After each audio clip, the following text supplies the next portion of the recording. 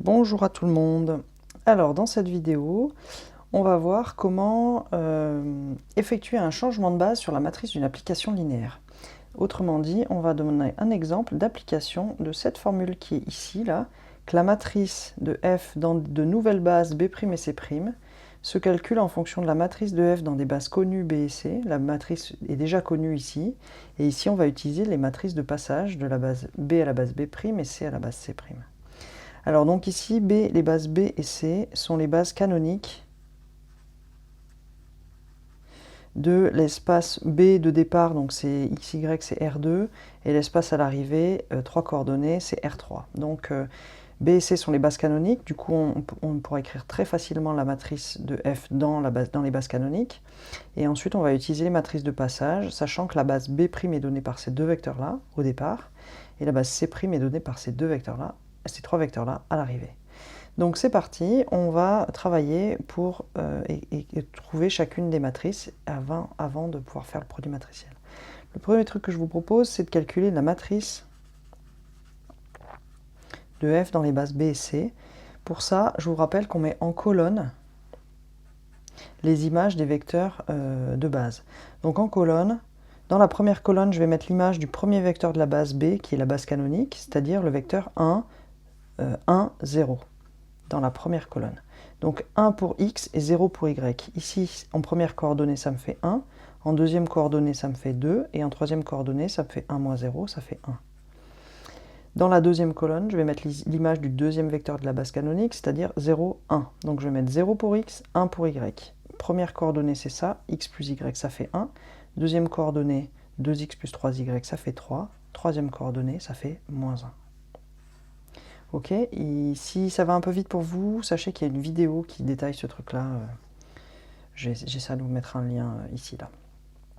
Donc voilà pour cette première matrice. Ensuite, on sait que les vecteurs de la base B' sont donnés dans la base canonique. Donc ça nous donne tout de suite que la matrice de passage de B à B', c'est justement les coordonnées de B' dans la base B. Donc ça s'écrit, je mets en colonne ces vecteurs-là. 1, 1, 1, moins 1.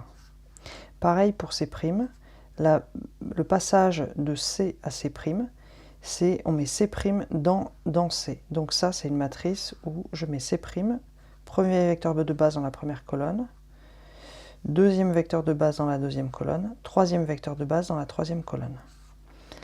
Ok, alors maintenant je regarde, PBB', elle est là. La matrice de passage de B à C, F, elle est là. Et ici, c'est P, C, C'. Et moi, j'ai C', C', C. Et alors, je sais que la matrice de passage de C' à C, c'est l'inverse de la matrice de passage dans l'autre sens. Donc ici, j'ai une étape d'inversion de cette matrice-là. Donc je vous propose de faire ça par la méthode de Gauss-Jordan, pour l'inversion des matrices. Pareil, si nécessaire, je vous mettrai peut-être un lien vers la méthode de Gauss-Jordan sur un autre exemple. Alors c'est parti, je vais écrire ma matrice dont je cherche l'inverse. Je mets une barre verticale et à droite, je mets la matrice identité. Hop. Ok. Et je vais faire la méthode de Gauss pour avoir l'identité à gauche. Et ce que j'aurai à droite, ça sera justement l'inverse que je suis en train de chercher. Alors, ici, je suis déjà sous forme échelonnée. Et les pivots sont tous égaux à 1. Donc, j'ai juste à faire la remontée. Donc, la remontée, ça veut dire que je vais prendre L3 comme pivot.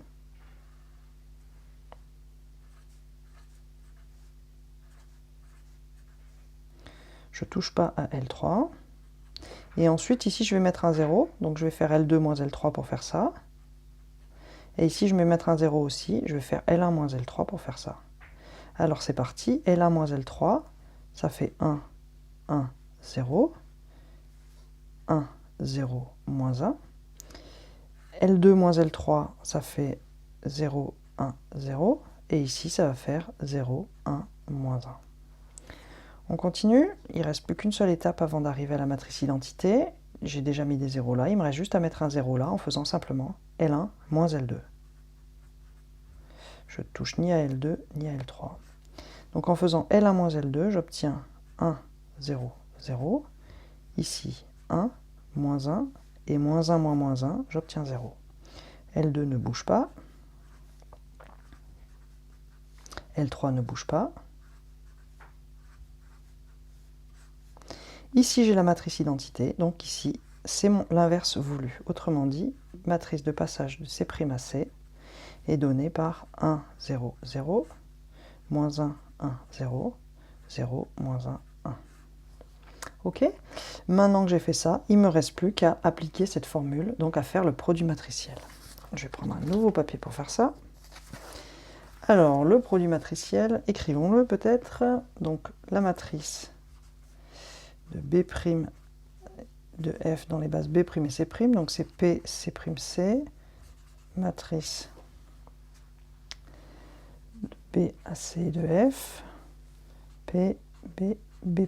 Donc je vais commencer par là, je vais faire le produit dans ce sens-là. Donc je vais d'abord multiplier la matrice de F, c'est la première étape, la matrice de F, 1, 2, 1, 1, 3, moins 1, que je multiplie par P, B, B' qui était donné par 1, 1, 1, moins 1. Alors, produit matriciel. Je vous rappelle, j'ai posé ça comme ça. Donc je vais faire 1, 1, plus 1, 1 fois 1, plus 1 fois 1, ça fait 2. 1 fois, ici, là, 1 fois 1, moins 1, ça fait 0. Ici, 2 plus 3, 5. Ici, 2 moins 3, moins 1. Ici, 1 moins 1, 0. Et ici, 1 moins 1, donc 1 plus 1, 2.